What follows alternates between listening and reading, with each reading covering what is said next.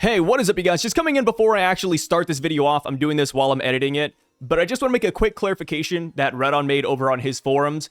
But in this video, I talk about how Worshen says that Ragnir is this mythological Norse squirrel, Rataskor, but according to Redon, that isn't exactly the case. While Ragnir does have a devil fruit and it does transform into a squirrel, it's never confirmed whether or not it is Rataskor. That's just what people are going with because we're at Elbaph, there's a lot of Norse themes here, and Rataskor just makes sense. So keep that in mind, take all of this with a slight grain of salt.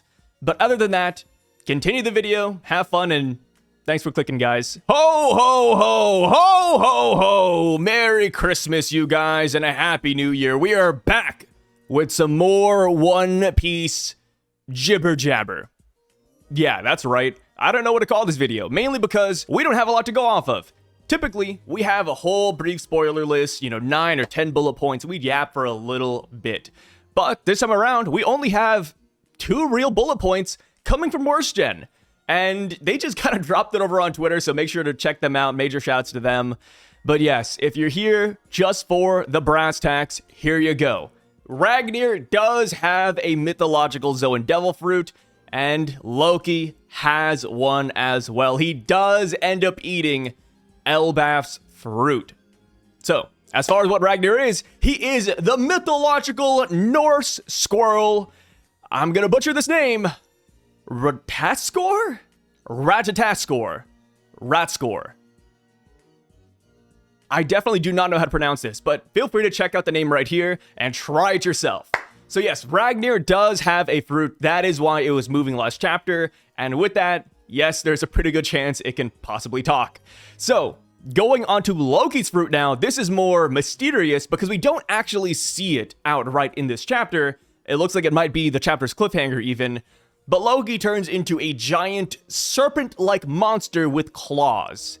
Yes, that is right. That is all we're actually getting from it. And this is pretty crazy.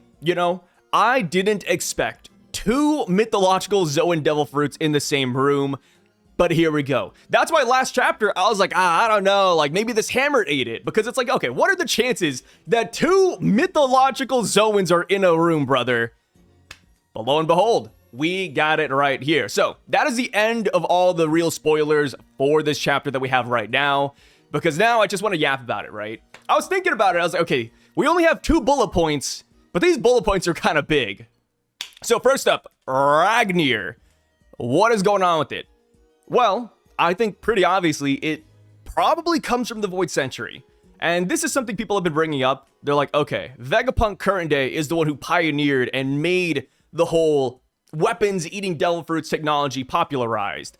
But you gotta remember, back in the past, 900 years ago, they were way more advanced than we were today. So if you were to tell me that back then, a lot of people had devil fruit weapons, I think it makes sense, especially in the land of Elbaph. One question that I kind of think about now, though, is why didn't King Harold tell Loki to pick up Ragnir last chapter?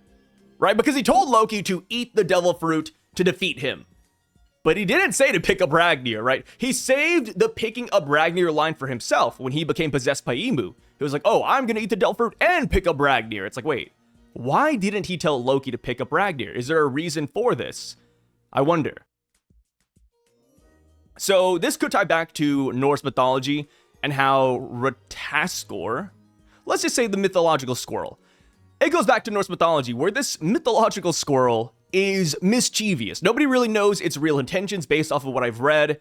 So maybe this squirrel might not be for the best. Maybe it's not exactly good. So maybe that's why King Harold didn't tell Loki to wield it alongside the devil fruit. But that right there is just pure speculation. When it comes to mythological creatures and deities coming into the world of One Piece, Oda can always twist the lore around, right? We always have to remember that.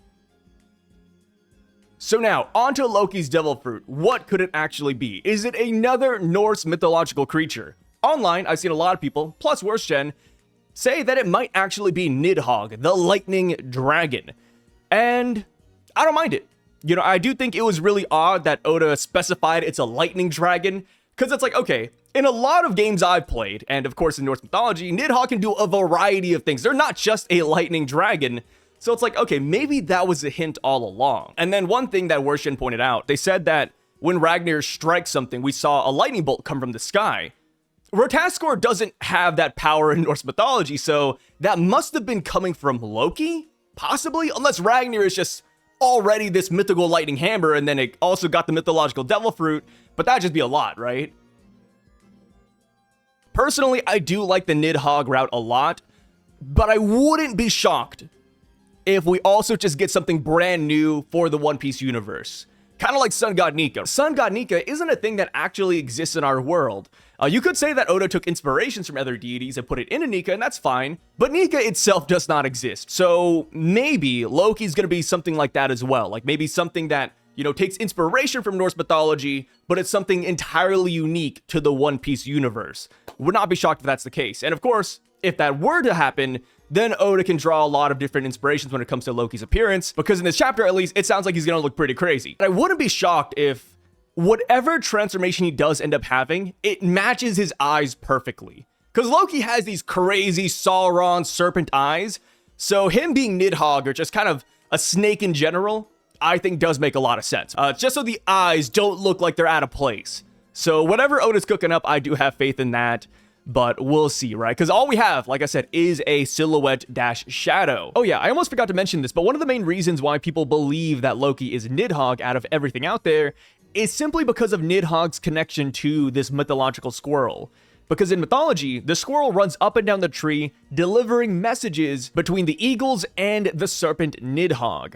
So people are saying that, hey, Nidhogg kind of fits the Loki persona, and maybe the eagle would be Mosa, or maybe even the owl in the library. There's a couple of ways you can play with this one and twist it, but yeah, I do think the Nidhogg route does look pretty damn appealing right now. So one thing I've been seeing people ask is, why hasn't the squirrel said anything current day? That's a pretty valid question, right? Like, Ragnir is not chained up anymore. Ragnir is hanging out with the group. Why hasn't this mythological squirrel came out and said hello? And I don't know. You know, personally, I have no clue. Maybe it's shy. You know, beforehand, when Loki was chained up, it makes sense.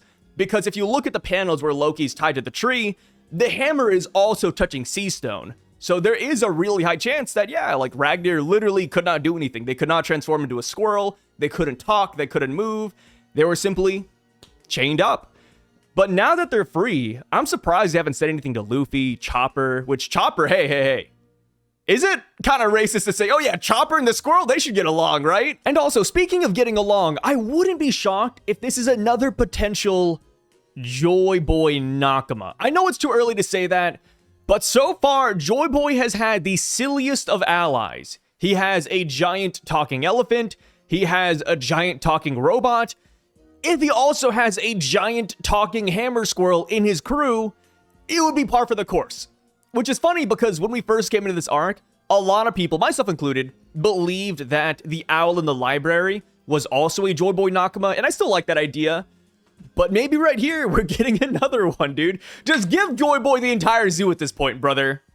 But yeah, when it comes to the good old Ragnir Rataskor squirrel, I wouldn't be shocked at all if he had some crazy Void Century connections.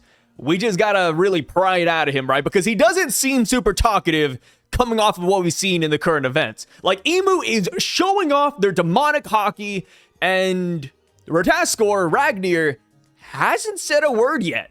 Maybe it's been whispering in Loki's ears, or using the voice of all things, but we, the Straw Hats even, haven't heard a damn peep, brother. So now, this is going to seem like a really random tangent, but I just know that somebody's going to ask, so I'll just address it here. But no, we do not have any real updates on Scopper or Shanks.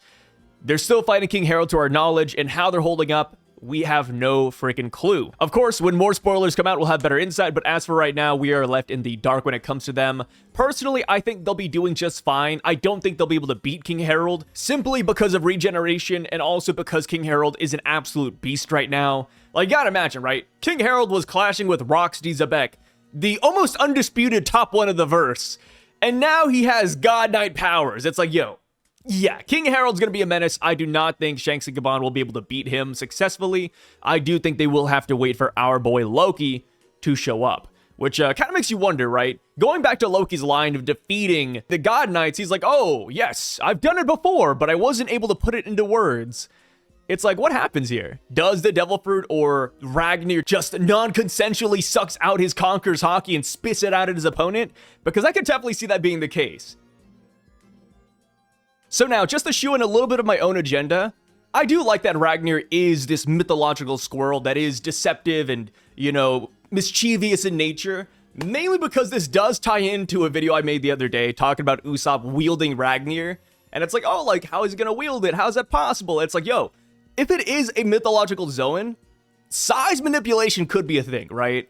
And it's like, yeah, if it's mischievous, if it's like conniving, maybe this squirrel and Usopp could actually get along. But that's just me. Either way, getting back to Loki and Ragnir, I think just watching them fight together would be a lot of fun. Like a squirrel and this giant serpent dragon monster fighting hand in hand. And, you know, obviously the squirrel at any point in time can turn it into a lightning hammer. My God, yeah, like what kind of crazy combination is this? It goes back to what Luffy said when he first met Loki. Like, oh, I can't wait to see how this guy fights. I think Oda knew he was cooking up something crazy with this one. But that is it for today, guys. Let me know how you feel about this serpent, dragon, plus squirrel combination. Are you a fan of it? Are you not a fan? What do you think Loki is? And if you have any real insights about this mythological squirrel, let us know down below. But yeah, these are the only 2 real spoilers we have on this chapter. So forgive me if the video is shorter than usual. You know, I just wanted to kind of yap about it. It's like, okay, Christmas is around the corner. Don't know if I'll be around tomorrow. So it's like, yeah, let's just drop this here now before we get anything else. But yeah, you guys take care. Stay safe. Thank you for watching this video until the end. And peace out, brothers.